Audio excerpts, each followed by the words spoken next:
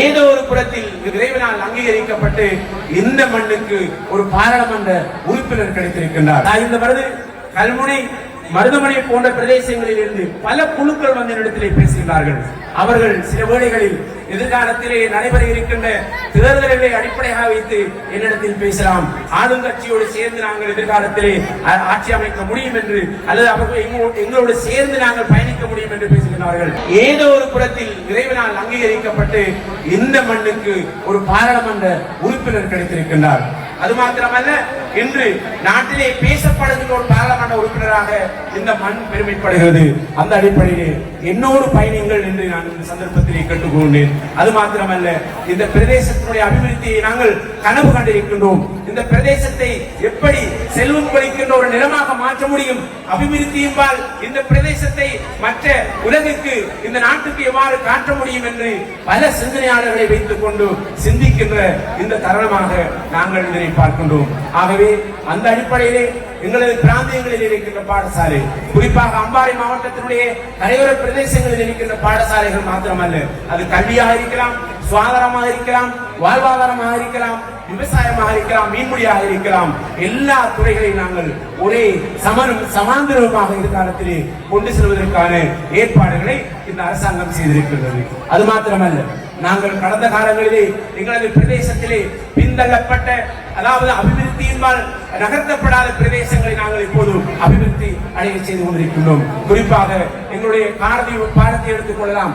காரதீவு மாவடி பள்ளிப்பாலம் சுமார் 90 வருடங்களின் பின்னர் அது 300 மில்லியன் ரூபாய்களை கொண்டு இப்போது அபிவிருத்தி அடைய செய்யப்படுகிறது. அது மாத்திரமல்ல, எதிரே வருகின்ற 22ஆம் தேதி எங்களது நாட்டினுடைய ஜனாதிபதி அவர்கள் இந்த மண்ணுக்கு வர இருக்கின்றார்.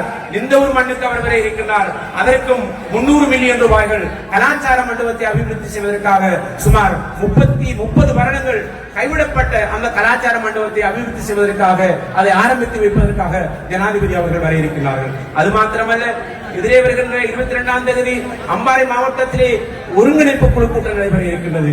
அதனை தலைமை தாங்கி நடத்துவதற்காக நாட்டினுடைய ஜனாதிபதி அவர்கள் வர இருக்கிறார்கள். அங்கு இந்த பிரதேசத்தினுடைய அபிவிருத்தி பற்றி பேசப்பட இருக்கின்றது. அந்த அபிவிருத்தியிலே எங்களுடைய நகராக்கம் 2027 சாய்ந்த மருது கல்முனையை உள்ளடக்கிய, காரதீவை உள்ளடக்கிய நகராக்க திட்டத்தை நாங்கள் பேசி இருக்கின்றோம். அது மாத்திரமல்ல, இப்போது இருக்கின்ற கடலரிப்பு தொடர்பாகவும் எங்களது ஒலிவில் துறைமுகம் தொடர்பாகவும் நாங்கள் பேசி இருக்கின்றோம்.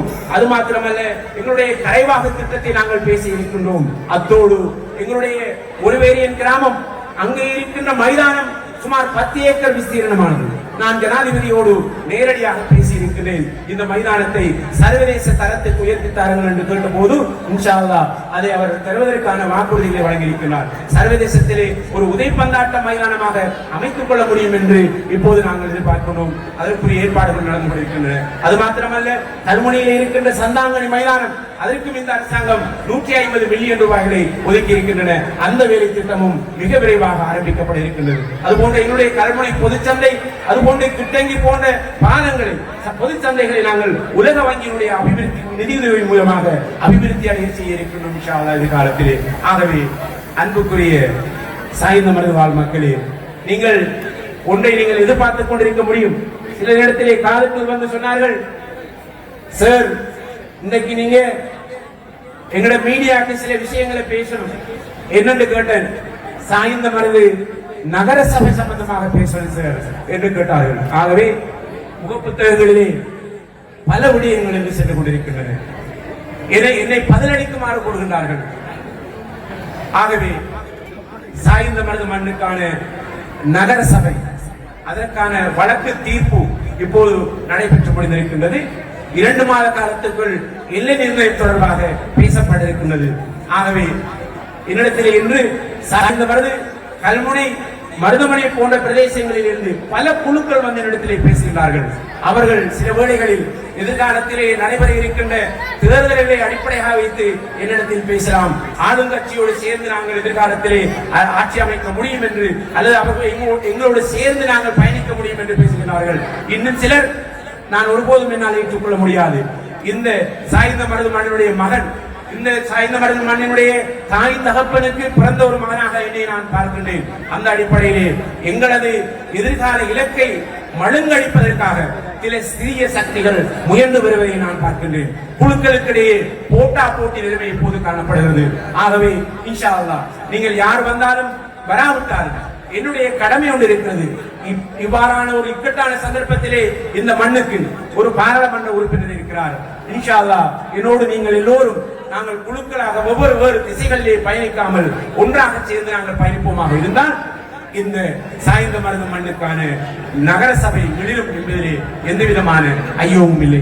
அதற்கான ஆணையை சட்டமும் எங்களுக்கு வழங்கி இருக்கிறது என்பதை இந்த சந்தர்ப்பத்திலே நான் கூறிக்கொள்ள விரும்புகின்றேன். அது மாத்திரமல்ல, இந்த கல்முனை தொகுதி, கல்முனை மாநகரம் என்று பார்க்கின்ற போது எங்களுடைய ஏனைய சகோதரர்கள் இருக்கின்றார்கள்.